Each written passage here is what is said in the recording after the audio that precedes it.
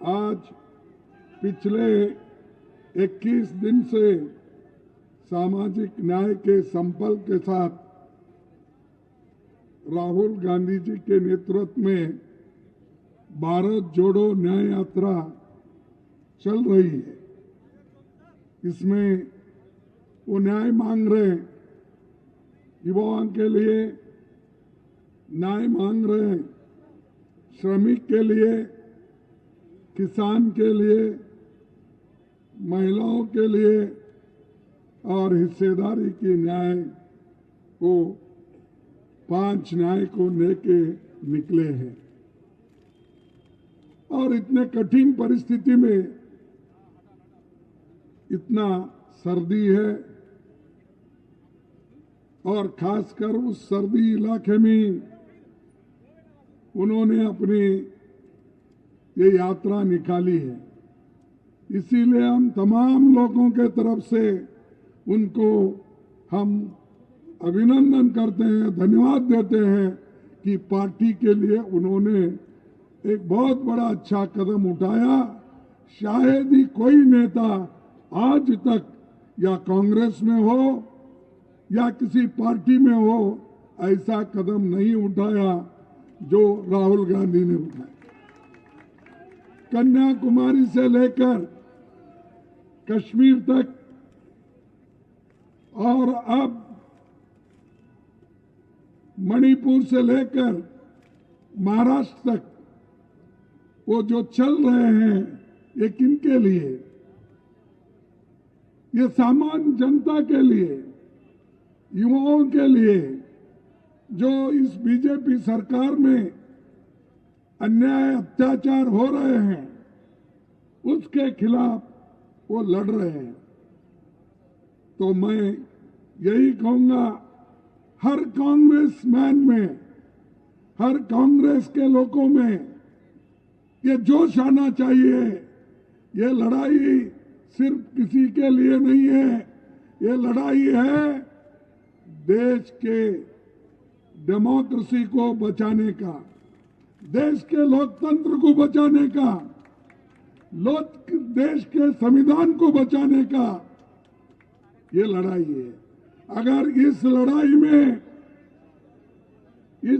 में अगर आप फेल हो गए तो परमानेंटली समझो आप मोदी के गुलाम हो जाएंगे। अगर इस बीजेपी से अगर आप डट के मुकाबला नहीं करेंगे तो आगे आने वाले दिन हमारे नौजवानों को, महिलाओं को, शेड्यूल कास्ट को, शेड्यूल ट्राइब्स के लोगों को, ओबीसी को, कर्मचारियों को, इन सब को तकलीफ होगी। अभी तकलीफ हो रही है, लेकिन और भी तकलीफ होगी कि ये फिर इस देश के जनता को मोदी जी गुलामी में डालेंगे। ये इनका इरादा है, हमेशा यही बात करते हैं। और कोई भी इस देश में इतने सब स्कूल्स बने, कॉलेज बने, वो हमेशा ये कहते हैं कि मैंने स्कूल इतने बनाया, मैंने कॉलेज इतने बनाया, मैंने रेल के डिब्बे इतने बनाया, रास्ता इतने बनाया, पोर्ट इतने बनाया, सब बोलते हैं। अरे बाबा, ये सब कुछ अभी हुआ है, 10 साल में ही हुआ है। आपकी जो गारंटी कहाँ है? अब तो मोदी की गारंटी बोल के हर पेपर में आता है, देखे नहीं? उनकी गारंटी क्या है मालूम? उनकी गारंटी ये है, जो 2 करोड़ हर साल नौकरी देने का वायदा था, 20 करोड़ नौकरियां देनी थी, वो कहाँ है गारंटी? तो ये नहीं देना यही गारंटी है। और उन्होंने कहा, मैं ये कांग्रेस वाले देश लूट दिए, काला धन बाहर है, मैं पूरा लाके एक एक को 15-15 लाख दूंगा। ये कहा या नहीं कहा? दिया नहीं दिया? फिर ये झूठ है क्या सच है? तो झूठ कौन हो गए? फिर हम उनको झूठों का सरदार बोलना और क्या बोलना चाहिए? अरे एक आदमी प्रधानमंत्री इस देश के युवकों को धोखा देता है, इस देश के किसानों को धोखा देता है, महिलाओं को धोखा देता है। उनको कहता था मेरी माँ बहनें चूल्हे के सामने बैठते हैं तो उनके आंखों से पानी निकलता है। ये देखकर मुझे बड़ी हैरान हो गई, इसीलिए मैं मुफ्त सिलेंडर दूंगा। सिलेंडर की कीमत तो हमारे टाइम में, हमारे वक्त कितना था? 450 रुपए था। अब कितना है? तो ये जनता की भलाई की है क्या जनता की बुराई की है? आप ही सोचिए। ये गारंटी है उनकी, ये गारंटी है, इसलिए आप उस गारंटी को मत देखो कांग्रेस की गारंटी को। हमने ये कहा कि आपको पेट भर खाना देंगे, इसीलिए सोनिया गांधी जी ने फूड सिक्योरिटी एक्ट लाया और करोड़ों गरीबों को उन्होंने मुफ्त में चावल दिया। उस वक्त सिर्फ 3 रुपए थे, लेकिन हमने उसको कम करते आए हर जगह अलग अलग ढंग से। लेकिन आज 80 करोड़ लोगों को मैं मुफ्त दे रहा हूं। अरे कहां से दे रहा भाई? कानून तो हम बनाए, सोनिया गांधी जी ने बनाई, और उनके जमाने से ये चावल देना शुरू हो गया। कोविड में तुमने थोड़ा 5 किलो बढ़ाया और उसी की बात करते हैं। इसलिए मैं ये कहता हूं, ये हमेशा झूठ बोलते हैं और झूठ बोल बोल कर लोगों को ऐसा भ्रमित किए हैं कि हर चीज को सच समझ रहे।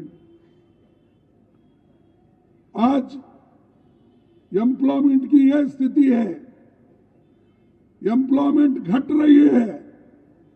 सरकार में 30 लाख वैकेंसीज है, रेलवे में है, पोस्ट ऑफिस में है, केंद्रीय विद्यालय में है और स्कूलों में है, एडेड इंस्टीट्यूशन में है। अगर आप पूरे देश का हिसाब लेंगे तो कांग्रेस, आप पूरे लोग देखेंगे कि कांग्रेस ने जो पब्लिक सेक्टर भी बनाई, इसका पूरा अगर आप हिसाब लेंगे तो कम से कम 30 लाख सरकारी नौकरी खाली है। मोदी साहब ये क्यों नहीं दे रहे? क्योंकि अगर परमिशन दिए तो उन जगहों पे SC ST के लोग आएंगे, रिजर्वेशन भरेगा, बैकवर्ड के लोग आएंगे, भरेंगे, गरीब लोग आएंगे, नौकरियों में जाएंगे। तो उन्होंने यही किया, ये बंद करके गरीबों को पेट भी नहीं भरना, वैसा कॉन्ट्रैक्ट बेसिस में, डेली वेजेस में ये कर रहे हैं। तो और ये गरीबों की भलाई, सबका साथ क्या है? वो सबका साथ सबका विकास। अरे वो जान दो भाई, सबका साथ सबका विकास, लेकिन मोदी ने कर दिया सबका सत्यानाश। और ये हमको सिखाता। अरे हमारे नेताओं ने तो, पंडित जवाहरलाल नेहरू जी ने तो इतने बड़े बड़े पब्लिक सेक्टर बनाए, डैम्स बनाए, और इन डैम के वजह से हमारा इरिगेशन बढ़ा, अन्नदान बढ़े, और पब्लिक सेक्टर से लोगों को एम्प्लॉयमेंट मिले। एम्स, इंजीनियरिंग, ये सब इंस्टीट्यूशन खोले। कौन खोले? हमने खोला। और मोदी जी आने के बाद ऐसा कोई भी बड़ा काम नहीं हुआ। बताओ कौन सा बड़ा डैम इन्होंने बनाया? बताओ कौन सा ऐसे बड़े बड़े इंस्टीट्यूशन बनाए? हाँ, एक काम उन्होंने बहुत अच्छा किया है। वो काम है देश के जनता को बांटो और राज करो। ये वो कर रहे हैं। और इसलिए हमारे युवक, आप होशियार रहना चाहिए। ये देश का मामला है। देश के सत्ता में अगर ऐसे लोग बैठेंगे तो देश बर्बाद होगा, हमारे युवक बर्बाद होंगे और हम बड़े तकलीफ में गिरेंगे। तो इसलिए भाइयों, आप लोगों को मैं एक बात कहना चाहता हूं। दिल्ली भी अगर जो बड़ी है, जो आज सड़कें देख रहे हैं, आज फ्लाईओवर देख रहे हैं, स्टेडियम देख रहे हैं, ये किसकी देन है? कांग्रेस। अगर शीला दीक्षित जी ये स्टेप्स अगर नहीं लेते, सोनिया गांधी सपोर्ट करके, ये जो इंफ्रास्ट्रक्चर शीला दीक्षित के ओर से बनाया नहीं जाता, तुम्हारा क्या है? कोई लोग जो कहने दो सत्ता में बैठे सो लोग और दूसरे लोग, उनका क्या देन है? सिर्फ सबका देन यही है कि देश में लोगों को बांटने का। कुछ नहीं मिला हिंदू मुस्लिम, कुछ नहीं मिला। ये भगवान के खिलाफ है कांग्रेस वाले। अरे भगवान के खिलाफ हम क्यों हैं? हर एक के घर में पूजा होती है, घंटी बजती है, सब लोग अपने अपने घर में पूजा करते। तुम्हारे जैसे वोट के लिए आप करते हो, हम अपनी आत्मा के शांति के लिए करते हैं। आप लोग दिखाने के लिए करते हो, लेकिन हमारे लोग आध्यात्मिक होके वो काम करते हैं। तो भाइयों, ये जो इनका ये सरकार है, एक बात मैं बताऊंगा कि एनसीआरबी के आंकड़े बताते हैं, रोज एवरेज 3 बलात्कार यहां होते हैं। 2022 में महिलाओं के खिलाफ अपराध की 14,158 घटनाएं हुई, ये महानगरों में, और कोई पूछने वाला ही नहीं। एक जमाना था कांग्रेस का, अगर छोटी सी भी कोई गलती होती तो लोग रोज आके सड़कों पे बैठते थे, भजन करते रहते थे, रात भर वो क्या है अपना मोमबत्ती लेके फिरते थे। भाई कहाँ है? अब मोमबत्तियां दिख रहे नहीं, कहीं भजन दिख रहा नहीं। भाई लोगों को भूखे रख के आप भजन नहीं कर सकते, इसीलिए लोगों को खिलाना है। हमने यही फूड सिक्योरिटी आके खिलाया, देहात के लोगों को मनरेगा दिया। ऐसा कोई काम बीजेपी ने किया है? सो मनरेगा प्रोग्राम को पैसे इन्होंने घटाया और वो कहे कि जब जरूरत पड़ती है तब हम देते जाएंगे।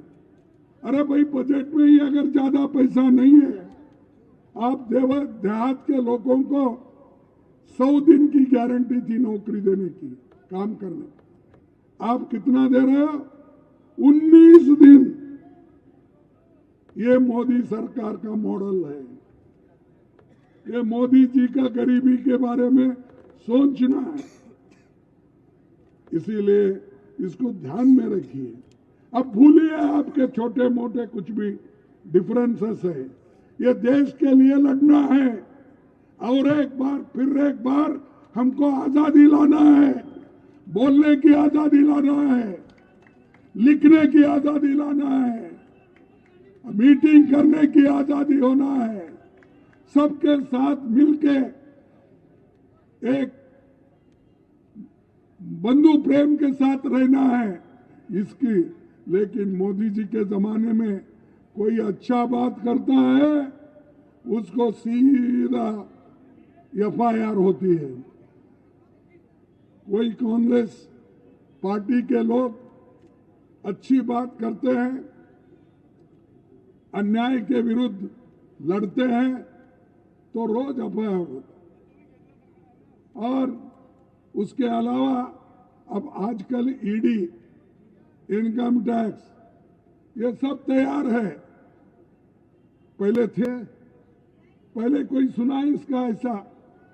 ये इसलिए कि देश के लोगों को डरा डरा कर, अपोजिशन को डरा डरा कर अंदर डाल के ये हुकूमत करना चाहते हैं। अब तक 411 MLAs को इन्होंने 10 साल में या तो खरीदा या डरा के अंदर लिया। 411 लोग, MPs, राज्यसभा मेंबर्स, वो जो अगर अपोजिशन पार्टी में है तो वो कलंकित हो जाते हैं। अगर उनके पास कोई बिजनेस है, कोई धंधा है, तो उसको बंद कैसा करवाना और बंद करके उसको तबाह और तंग कैसा करना, वो करके उस MP को, MLA को वो अपने साथ लेते हैं, लेकर अपनी हुकूमत बनाते। ऐसा ही पहले उन्होंने हुकूमत बनाया, मध्य प्रदेश में बनाया, मणिपुर में बनाया, उत्तराखंड में बनाया, कर्नाटक में बनाया, हर जगह बनाया। और बनाकर ये कहते हैं BJP उसूलों की पार्टी है। भाई क्या उसूल है आपके? जो आदमी आप हमारे पास करप्ट है ये कह के उसको जेल में डालते हो, वही आदमी फिर आपके पास आके BJP पे शामिल होता है, वो क्लीन हो जाता है। क्योंकि वो शाह के पास, मोदी के पास एक बहुत बड़ा वॉशिंग मशीन है, बहुत बड़ा वॉशिंग मशीन। वो क्या करते हैं, इन कलंकित लोग बोलते ना, इनको एडमिट कर लेते हैं और शाह के वॉशिंग मशीन में डालते ही वो पूरा क्लीन हो जाते हैं, पूरे स्वच्छ हो जाते हैं। ये उसूल है। अरे भाई तुम जाओ जनता के पास जाके लड़ो, वो सब छोड़ के अपोजिशन को तोड़ना मोड़ना। अब देखिए झारखंड का क्या हुआ, हमारे लोगों को तोड़ने की कोशिश की, लेकिन कभी वहां के जो ट्राइबल MLAs थे, कांग्रेस के MLAs थे, RJD के MLAs थे, वो टूटे नहीं, डट के रहे। फिर से वहां पर हुकूमत हमारी सब मिलजुल के आई। तो ये काम करने वाले लोग बिहार में भी यही काम हुआ, बिहार में यही हुआ। वहां पर मिली जुली सरकार थी, उसमें से उन्होंने एक चीफ मिनिस्टर को खींच लिया। ये खींचने के बाद उन्होंने बहुत समाजवादी इसके बारे में उसके बारे में बहुत बात करते थे। वो एकदम क्या हो गया, वो पलटू राम हो गए, पलटू कुमार हो गए। पलटू कुमार जाते ही फिर वो BJP बोलने लगे और एक सरकार हमारी यहाँ आई। अरे कितने सरकार तुम्हारे हैं? ऐसा हो रहा है, अगर किसी को पूछे BJP के उसूल क्या है बोले तो BJP बोलेगी हम पानी हैं, पानी में जो रंग मिलाएंगे वो रंग हो जाएगा। पानी तेरा कैसा रंग है तो वो कहेंगे जो मिलाएंगे वो हो जाएगा। दूसरों के साथ ठीक रहते हो, ये कहते हो, वही नीतीश जी को गालियां दिए, वही फिर अब नीतीश जी को गले लगा ले रहे हैं।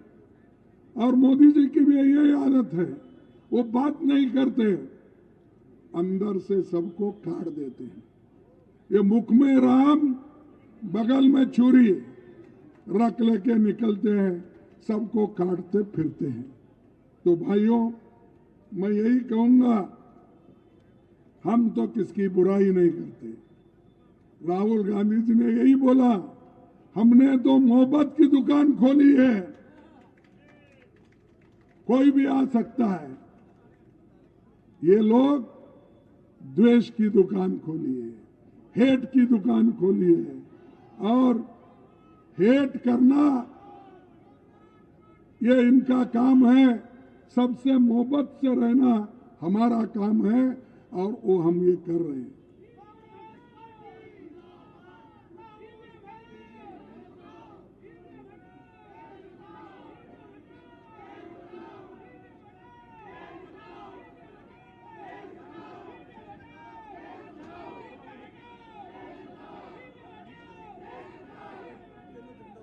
भाइयों, और एक आपको बताना चाहता हूं, 147 हम एमपी थे। 147 एमपीज को राज्यसभा मिला के उनके काले कानून आ रहे थे, उसमें बहस नहीं होना, इसलिए उन्होंने क्या किया, एक एक करके बाहर डाल दिए।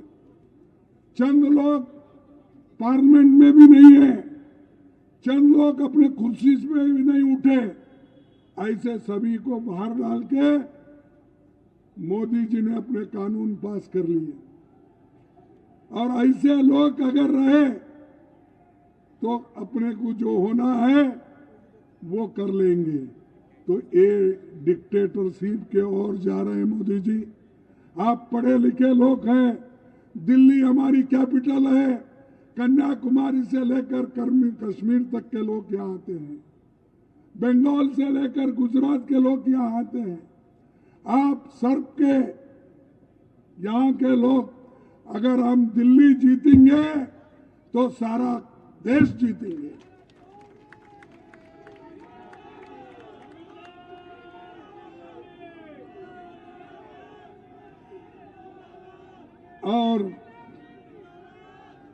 और एक बात मैं कहूंगा,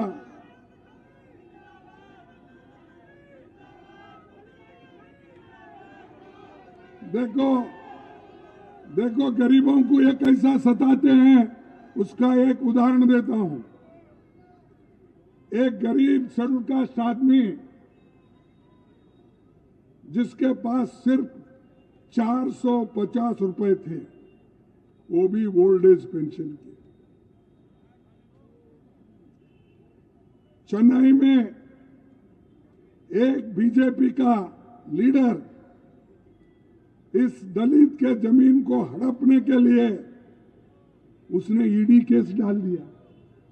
ईडी के लोग गए, उसके घर तमाम ढूंढे, उसके घर में निकले 450 रुपए। आप इससे सोचिए ये लोग कितने सताते हैं, क्योंकि उसके बाजू का जमीन वाला एक बीजेपी मालदार आदमी था, वो चाहता था उसकी जमीन हड़पना, ये नहीं चाहता था कि अपनी जमीन खोना, उसके लिए ही बहुत बड़ा था। उसको सताने के लिए ईडी के पास गया और कहा, देखो इसके पास बहुत पैसे हैं, देख लो। ईडी छापा मारी तो उसके घर तमाम ढूंढने के बाद कितने पैसे निकले, 450। ये है मोदी की ईडी। वो कांग्रेस वाला था और कंप्लेंट करने वाला बीजेपी था। तो भाइयों, आप सोचिए, आप ये मत सोचिए मेरे पास मैं कुछ नहीं किया क्या नहीं। आखिरी में आपको ये भी पूछेंगे, भाई कम से कम आप नहीं बोल रहे तुम्हारे पास कुछ, तो ये जैकेट कहाँ से खरीदे, ये पूछेंगे। और जैकेट खरीदे कितने रुपए का है, 400, कहाँ से आए 400, हिसाब दो। तो ये लोग ऐसे हैं, ये मुल्क को तोड़ देंगे, तो आपको खड़ा होना है। आप जब खड़ा हो जाएंगे तभी ये ठीक होगा, क्योंकि हर अदालत में उनकी चलती है, हर ऑफिसर के पास उनकी चलती है, हर लोगों को वो कुछ ना कुछ धमका के डरा के रखते हैं। इसीलिए मैं एक लाइन, 2 लाइन बोलूंगा। वो लाइन है बशीर भद्र की। तो उन्होंने कहा, इनके लाइन ठीक लगते हैं इसमें, अपील भी तुम, दलील भी तुम, अपील भी तुम, दलील भी तुम, गवाह भी तुम, वकील भी तुम। गवाह भी तुम, वकील भी तुम, जिसे भी चाहो हराम कह दो और जिसे भी चाहो उसको हलाल कर दो। ये लोगों के पास जिसको चाहे वो कर देंगे। और इसीलिए मैं आखिरी 2 मिनट बोल के अपने भाषण को खत्म करूंगा। एक हमको देखना है, इस 10 साल में उन्होंने क्या किया।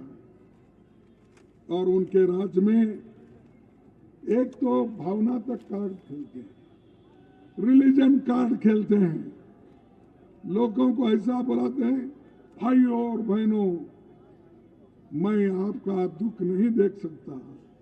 छोटे मोटे व्यापारियों को इन्होंने नहीं छोड़ा, उनको मदद करने की बात की, उनको लोन देने की बात की, लेकिन लोन किनको देते हैं, चुन चुन के आरएसएस के लोगों को, चुन चुन के बीजेपी के लोगों को। कोई गरीब उनके पास जाके लोन नहीं मांगता, उसको देते नहीं। बैंकों को भी उन्होंने खरीदा, सब लोगों को डर के अंदर रखा। वो बैंक वाले भी बोलते हैं, साहब हम नहीं दे सकते, ऊपर का ऑर्डर है।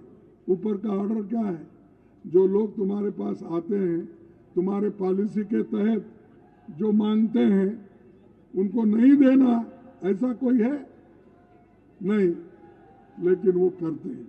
इसीलिए मैं एक 4-5 शब्द आपको बोलूंगा। हर घंटे देश का एक किसान आत्महत्या करता है। हर घंटे इस देश का किसान आत्महत्या करता है। हर घंटे 2 नौजवान आत्महत्या कर लेते हैं। आम आदमी पर टैक्स 55% है, जीएसटी सब मिला के।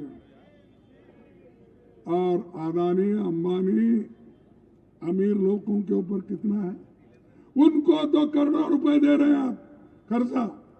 वो कर्जा ले रहे हैं, देश के बाहर जा रहे हैं। मोदी जी जब बाहर जाते हैं वो सब लोगों को जमा करके तालियां बजाते, मोदी मोदी मोदी।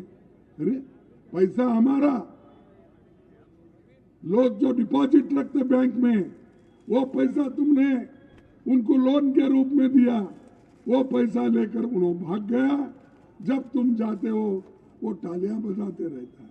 और इन्होंने खुश, वो कौन सा की एक है पिक्चर देखा था मैं पहले, मुगम्बो खुश है क्या किया, हाँ, तो वैसा खुश हर जगह बोलने का। और अमीरों का टैक्स केवल 2 से 3% है, गरीबों का टैक्स 55% है। और आज घरेलू बचत 50% हो गई। किसके पास पैसे ही नहीं, महंगाई इतनी बड़ी है, तेल महंगा, आटा महंगा, पल्सेस महंगे, हर चीज महंगा, डीजल पेट्रोल तो पहले ही महंगा हुआ है। उनके लोग, अमीर लोग तो सहन सकते हैं, लेकिन ऑटो चलाने वाला, घर में गैस जलाने वाला, उसकी क्या है हैसियत? आप उसके तरफ देखे हैं कभी? हमारे जमाने में क्रूड ऑयल की कीमत ज्यादा थी इंटरनेशनल मार्केट में, अब वो गिर गई है। गिर जाने के बाद भी इन्होंने डबल ट्रिपल रेट कर दिया। तो ऐसे सरकार को आप चाहते हैं? ऐसे सरकार को आप आने वाले चुनाव में निकालेंगे या रखेंगे? रखेंगे, निकालेंगे।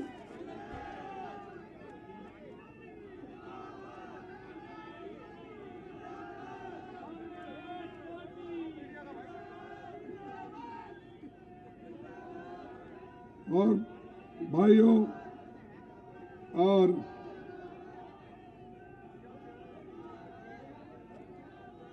मैं ये कहूंगा, आज के प्रधानमंत्री अपने विचार इस देश पे थोपना चाहते हैं। हमारी लड़ाई बीजेपी और आरएसएस के साथ है, किसी और गरीब के लिए, गरीब के साथ हम लड़ते नहीं।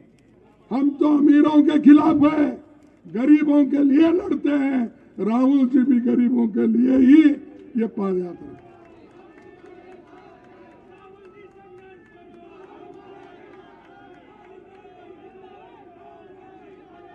सोनिया गांधी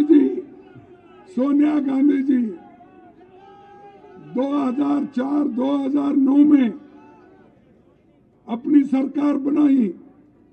वो खुद बन सकते थे, लेकिन उन्होंने मनमोहन सिंह जी को, एक आर्थिक तज्ञ को, उन्होंने इस देश का प्राइम मिनिस्टर बना। और ये यहां मोदी जी अपनी सत्ता के लिए सबको मार रहे हैं, सबको पीट रहे हैं, सब जगह जाके बोल रहे हैं कि हिंदू मुस्लिम की डिवीजन, दलितों को अलग करना, बैकवर्ड्स को अलग करना, किसानों को अलग करना। अरे कितना तोड़ेंगे भाई आप? तो आखिरी में और एक बात है, मैं कहूंगा कि खास करके ये गुरु गोविंद सिंह की एक बहुत बड़ा संदेश है, एक बहुत बड़ा संदेश है, वो हम सबके लिए लागू होता है। किसी भी इंसान को न तो डरना है और न ही उसे डराना चाहिए। किसी भी इंसान को न तो डरना चाहिए और न ही उसे डराना चाहिए। डर आपके दिमाग में होता है, वही मोदी के दिमाग में डर है, वो इसीलिए डराते रहते हैं। इसीलिए गुरु गोविंद सिंह जी ने बोला कि किसी भी इंसान को न तो डराना चाहिए और न उसे डरना चाहिए। तो इसीलिए हम डरेंगे नहीं और किसी को डराएंगे नहीं। लेकिन मोदी जैसे लोग अगर रहे तो क्या करना चाहिए?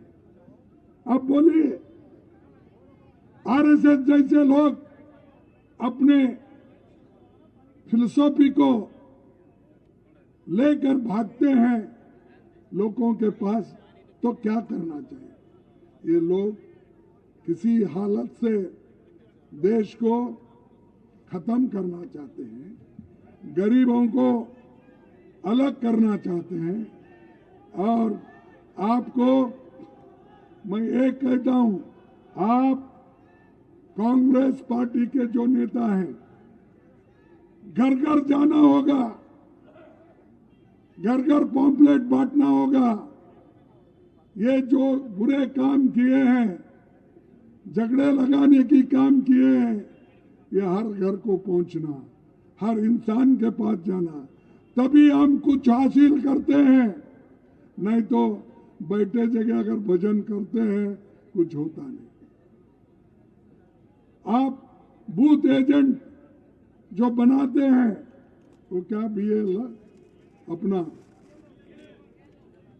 जब बनाते हैं वो भी जरा सोच के बनाओ। बहुत से लोग ऐन इलेक्शन पे गायब हो जाते हैं।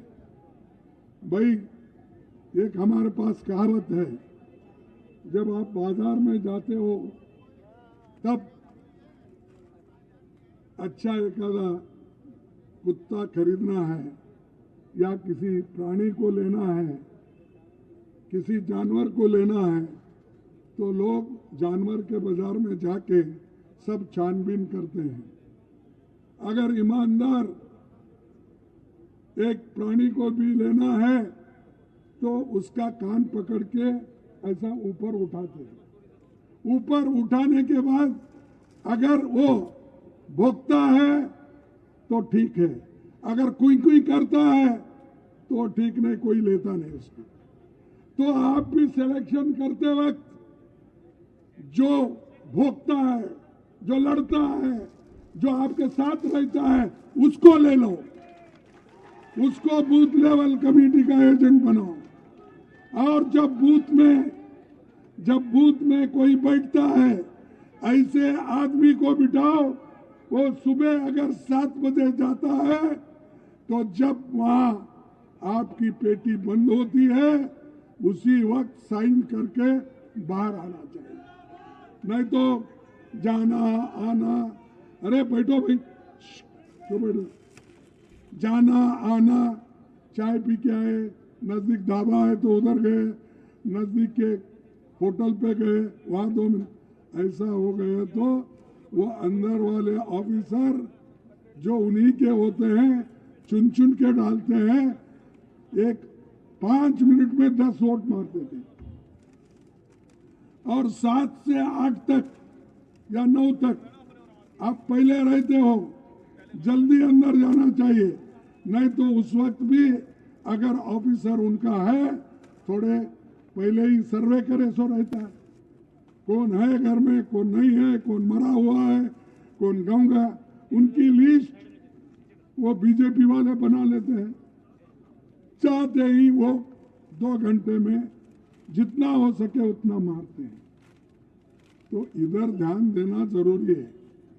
ये उसी वक्त हम कुछ हासिल करते हैं तभी ये जिंदाबाद का क्वेश्चन आता है। अगर वही हासिल नहीं करेंगे, जीतेंगे नहीं, तो बड़ा मुश्किल हो जाएगा।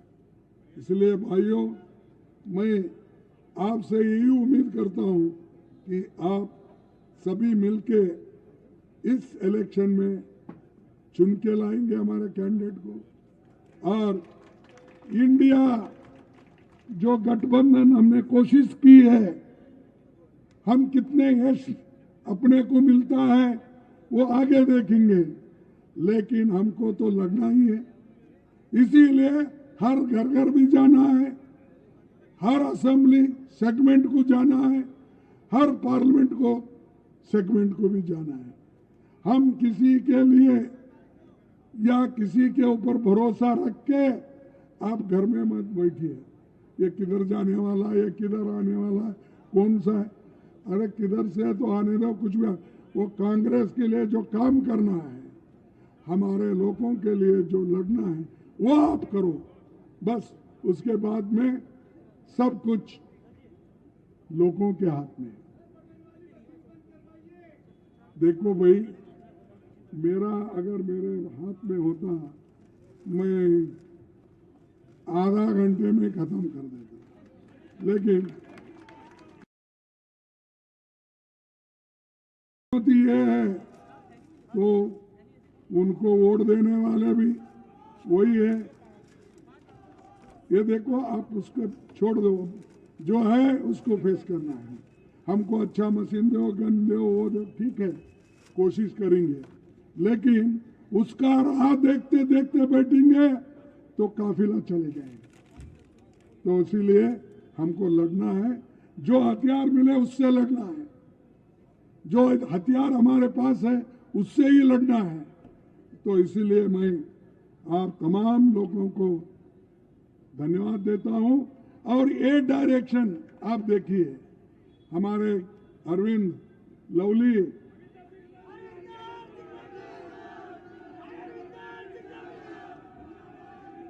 ये ठहरो भाई, देखिए, नहीं आप रियली लवली बनना चाहते हैं, रियली लवली बनना चाहते हैं, ये बूथ वाइज काम पहले करो, ये जो बूथ एजेंट का काम करो, ये वर्कर वहां बिठाने का काम करो, तभी कुछ हम हासिल कर सकते हैं। इसलिए ज्यादा कुछ न बोलते, इतना कहकर मैं आपसे अपना बात खत्म करता हूं और आप सबको धन्यवाद देते हुए मेरे बात को खत्म करूंगा। जय हिंद। न्याय का हक मिलने तक।